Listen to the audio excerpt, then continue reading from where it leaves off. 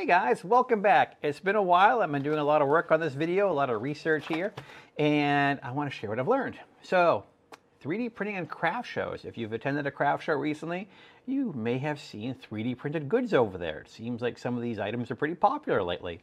And if you're looking for a side gig like I was, I have a very large vet bill. I had 2 pets pass away in August, and that left behind a pretty expensive tab at the vet. So I was looking for a fun little side gig that might be able to knock that balance down. And this has been a pretty interesting adventure. So in this video, I'm going to cover a couple things. We're going to talk about, well, first of all, getting yourself set up as a small business, what to do, don't do, as well as how to accept payments, keeping track of all this. Furthermore, what to print, what not to print. And let's talk about also, when you're going to these craft shows, you're going to be dealing with a lot of different people as far as how they organize and run these things. So some advice on that. That's a lot to cover. Are you ready? We'll keep it fun. Here we go.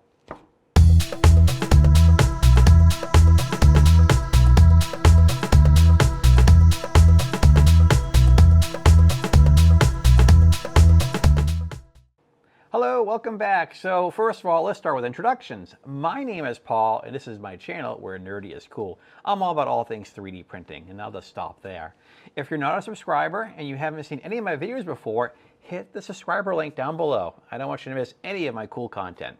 So let's talk about these craft shows and 3D printing. So first of all, if you have any friends or relatives that do these, you definitely need to chat with them because they're going to have the inside scoop on how all of this stuff works. It's fascinating, these craft shows. Like I said, I am doing this as a side gig. I was hoping to, make some extra side money to help pay off that giant vet bill. And so far, we've made a little dent, but we'll continue. Now, I'm going to organize this video in time codes. You'll see that down below here right now. And I'm doing that because I think it's going to be easier for you to follow along in various sections if you need to. I know most creators hate doing that because people will always go straight to the end. But in a video like this, where there's a lot of information, I think it's going to be very useful to you. So I'm doing that for you. So the first thing I did when this idea was thrown at me, I thought, well, who should I talk to that really knows the ins and outs of doing stuff like this as a small business? And my first thought was my good friend Tom, who's a CPA.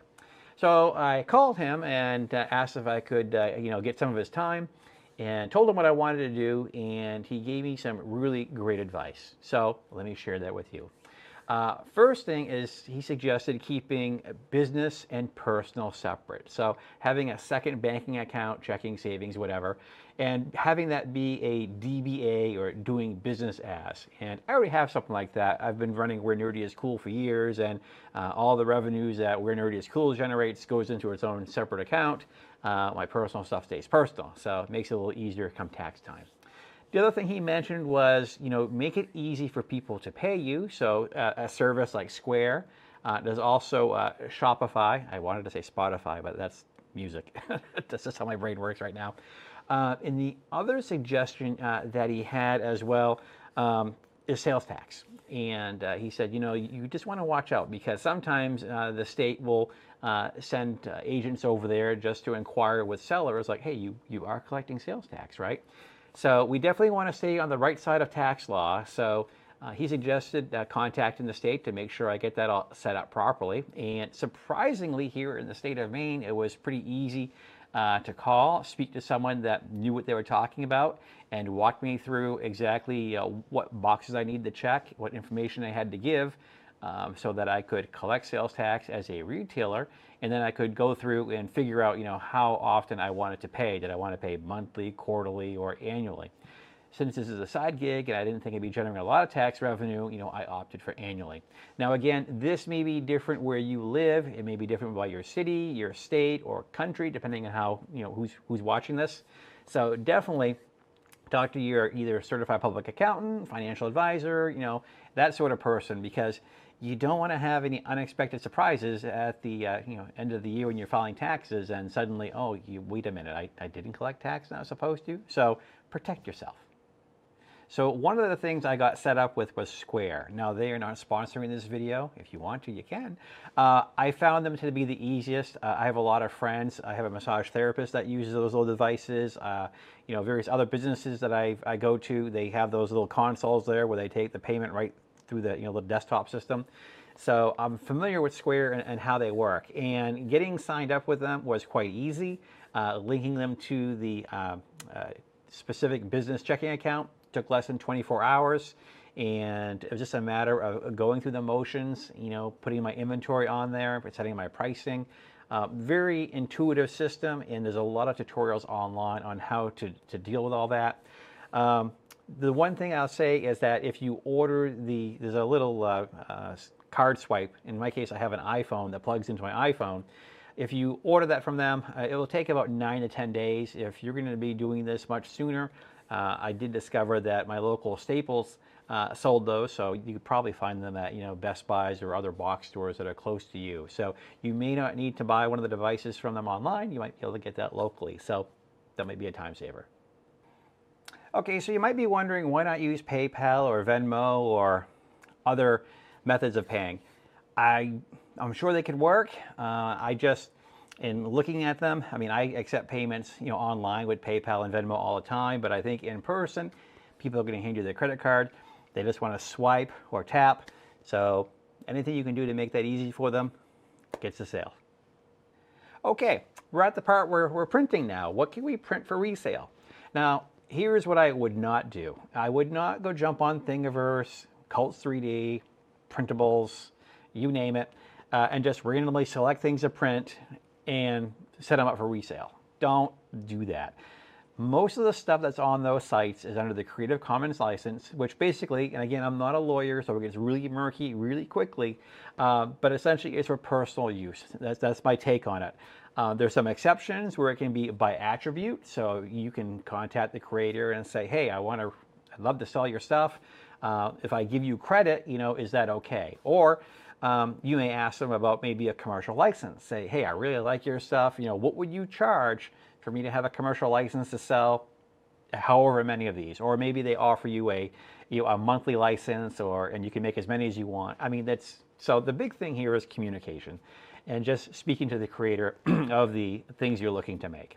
So that's one. I know it's the Wild West out there. I've seen things that I would not do. For example, this next part, things that are other people's intellectual property. And I'm talking like trademark stuff. Talking like Star Wars, Marvel, Batman, all these other things that are out there. Especially I see a lot of Nintendo stuff. I would not touch that stuff at all. We live in an era of social media where someone could, go to your table and say, hey, look, I got this from so-and-so. Look how cool it is. And it's out there on TikTok or Instagram or, Reels or whatever. And you just never know who's going to see that. So it could be an organization that represents, the intellectual properties for these companies, for example. And they might say, hey, where did you get that? And, they may gather more information. And they may want to have a uncomfortable conversation with you about you producing these things. So let's stay out of trouble, shall we? So again, I know it's the Wild West out there. People will think I can do whatever I want. They'll never catch me, whatever, but just don't do it. The best strategy is not to do it. In my experience, I've seen things, for example, I do a lot of the cosplay stuff. I get the Batman suit and Stormtrooper suit and all that other stuff. And I have seen that there are individuals for a certain property will make various parts and pieces for this property. And I've also heard some of them have received some pretty stern cease and desist FedEx packages, and the details of which are not disclosed, but that store quickly goes away and that person is very silent on social media. So I've seen some things. Don't do that. Just stay away from that. All right, so I've probably gave you a little bit of a scare here, and you're probably thinking, well, what the hell can I print? What do I do? Thingiverse, these places is where all the stuff is. Well, surprisingly, there's a lot of creators that post their stuff on those sites, Thingiverse, as I mentioned, and Printables and others. And if you look through the description, they'll frequently mention that, hey, if you want to commercially, sell my stuff, here's how to do it. And most of the ones that I'm with, It's a matter of subscribing to their Patreon. So if you join their Patreon, and they'll have different tiers, some maybe $10 a month or $25 a month or whatever, for example, they'll say that, hey, if you are a subscriber at this tier, you have the commercial rights to sell my stuff as much as you want. However, the minute you stop becoming a subscriber to my Patreon, you can no longer sell this stuff. And this is a double win, because now you have someone that's created some really great stuff that you would love to sell. So now you can sell it, and by you subscribing to their Patreon or whatever method they choose, you're scratching their back too. And most of the creators that I'm working with, it's been great, because what I can do is I can email them back and forth and have some communication saying, hey, I have some questions about this, or I have a suggestion for, maybe a model. And there's been a lot of creative back and forth and suggestions as to, hey, I loved what you made last month. What about if you made something like this next month, or that sort of thing? So it can work. So now you know what you're going to 3D print. You're going to print a bunch of these things, and you have these shows coming up. What's some other advice I have to offer? So on your 3D prints, make sure these prints look amazing. You don't want to... You just want to make sure that, how do I say this very succinctly? You want to make sure that what you're printing and what you're selling is the kind of stuff that you'd want to buy. I have seen other channels, and I watch their videos, and they 3D print these objects. Some are big, some are small, and they're like, yeah, it didn't come out great, but I'll put it on Etsy. Someone's going to buy it anyway, or I'll put it on this site, and I'm sure someone will want it. I'll mark it down. Don't do that. Just make sure, I don't know, put your best foot forward, kind of thing. I see stuff like that, and I find it very cringy. So just make sure that the items that you're making look amazing, look great, your printer's all dialed in, your filament settings are great, that sort of thing. Okay, on to the craft shows themselves. So you probably already know who to talk to as far as what craft shows are going on. Maybe you have one in mind, or maybe you were kind of like me, like they had a whole bunch in the local area. I found that the Facebook groups were very, very useful for this. If you're not a Facebooker, I'm sure there are other means or emails or whatever. But for me, there's a statewide group I follow. And in the local area where I live, I could see where various folks were posting, hey, we're having this show in a couple of weeks. We have availability for vendors, that sort of thing. And you can definitely reach out to them and ask them more questions. Now, if you're not familiar with the area, or if you're not familiar with maybe the show that's going on, maybe it's not something that happens very often, just watch out for scammers. I have seen a couple instances where, a fake profile will say, hey, I'm having a show, I have openings for $75, here's my PayPal. Don't fall for that. So just ask a lot of questions and make sure you're dealing with real people. Now, it's very important to speak to the event coordinator. There's a lot of questions you'll want to ask in advance. Being up here in Maine, it's very cold this time of year, during winter. If you're in the south, of course, you have heat to deal with. But I would certainly ask them some questions like, hey, is this venue heated or air conditioned, where I'm located? Do I need to really bundle up, or, what should I be aware of as far as the environment? The other thing I would do is, ask them, hey, are you actively promoting this event? Is there going to be TV ads? Is there going to be radio ads? That sort of thing. There's a lot of competition among craft shows. And the biggest thing for you is you just want to make sure that you're attending one that's going to be well attended. Ask them for information as far as, if you do decide to sign up for this, like, hey, what's the times? What's the load time? When can I arrive? Where do I park? That sort of information. So you can have all the logistics in place, so you know what time you got to get there, set up, and that sort of thing. The other thing that's a frequent on these is that they will charge you if you don't have your own table and chairs and such like that. Some of these events, will want $25 for a table, or I've seen it all over the place. Or they'll charge you $10 for a chair, stuff like that. So if you're going to do this for any length of time, one of the things I would do is I went to Home Depot. Lowe's is also the same. Get a 6-foot folding table. They're not terribly expensive. I think I paid $50 for mine. And I bought 2 folding chairs. I think they were $15 each.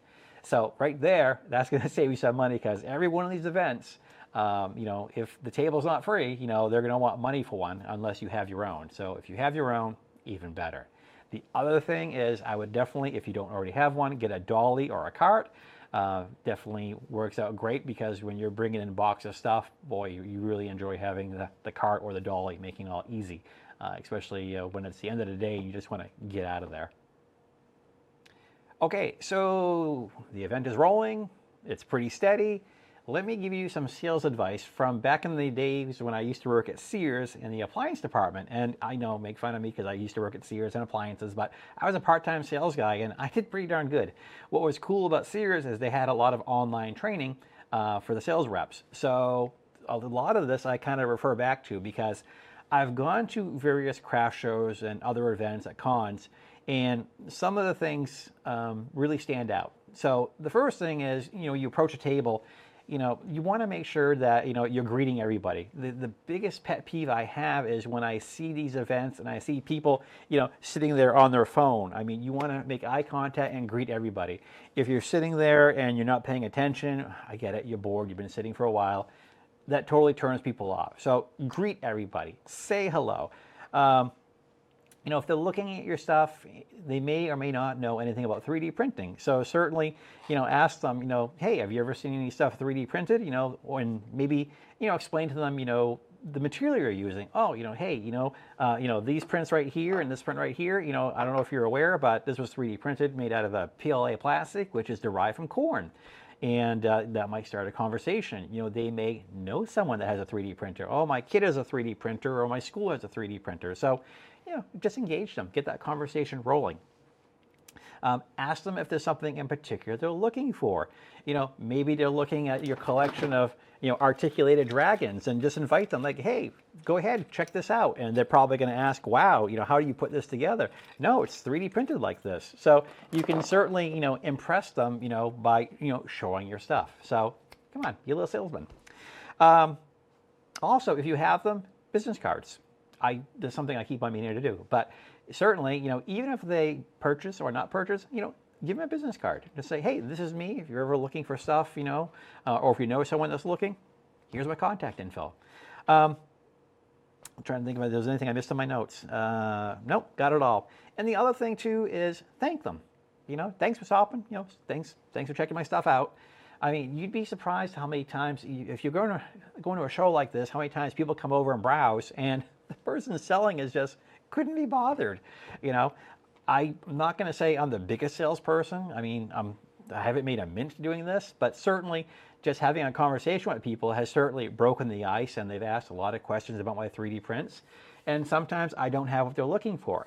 Someone came up to me yesterday at a show and said, do you have any frogs? And I said, well, as a matter of fact, one of the artists that I'm a subscriber to, she does have, a articulated frog print. So I said, yeah, I do have one. I was able to show her a picture of it, and they're going to shoot me an email and let me know how many they want. So you just never know where this stuff leads. Okay, now on the other side of a successful show, let me share this story with you. So you've totally cranked your power bill by 3D printing all week across multiple machines. And you go to this event and you sit and there's no one for hours. So it turns out that perchance the event that you have paid money to be at was not very well promoted or advertised at all. This happened to me recently on a couple weekends ago. We were at a hotel, it was a conference room, and we were supposed to have on the front sign advertising craft show, and that did not happen.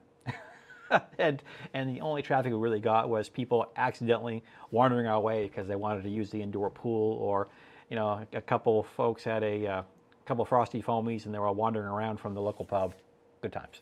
So in situations like that, I would definitely chat with the organizers, again, courteous, and just say, hey, this is not working out. Maybe I won't come back tomorrow, or can I get a refund, or even a partial refund sometimes. And I have heard of that happening. I had an event I did yesterday that we were outside the main area, and they didn't have any signage telling people that, hey, there's more crafters, up the hallway. And so we didn't get a whole lot of traffic. We got some people incidentally found us, but a majority of the visitors had no idea that this main area was a craft show, but there was even more in the other wing. and that kind of sucked. So, but to their credit, I mean, yes, they gave us a partial refund on what we spent. However, on the other side of that is, you went in there and you had the potential to earn this much, so, I mean, yeah, I mean, it's better than nothing, but still, it could have been a whole lot better. And that, again, just make sure, you are your own advocate. If you're not seeing an event as being adequately advertised, or if you go to an event and you're not seeing any signage, definitely, see if you can find the organizer and say, hey, what can we do to improve this? We all want to make money, so what can we do to fix this? Now, in the case of yesterday, the folks that were actually manning security at the event were doing their best to let people know that if they happen to wander in the hallway, they're like, hey, there's more stuff up here. But that wasn't their job. That's the event person is supposed to be doing all that stuff. So again, we got a partial refund, but I would have much rather had the extra business. So for me, at every craft show, there are basically two major events: making the first sale and breaking even, meaning I've made more than what I spent to be there. So again, those are two little small goals, but anything beyond that is excellent. Okay, so hopefully when you attend that event, you've had a great turnout, you've had great sales, and this is where your sales tools can be very, very helpful. For example, I know with Square, at the end of an event, I can see how much money I made on cash, how much I did in credit card, and I can also look through and see the items I sold. And based on that report, I can determine that, okay, if I sold 25 of these guys and I have 5 left, maybe it's time to fire up one of the machines and make a bunch more, and that sort of thing. So, you may think that, hey, I can do this all on my own in the back of my head, but if you get busy or if you have a lot of items on your table, these tools like Square or others could be very handy for helping you manage inventory. Okay, I've said a lot, and hopefully all this advice is useful. What do you think? I'm expecting all kinds of fun comments in the comment section. And most importantly, if you already do this, do you 3D print things at craft shows? What's some advice? What's some horror stories? What's some good stories you can share in the comment section? I'd love to hear them. Like I said, my biggest contention was making sure I'm legal, both in the tax-wise and print-wise.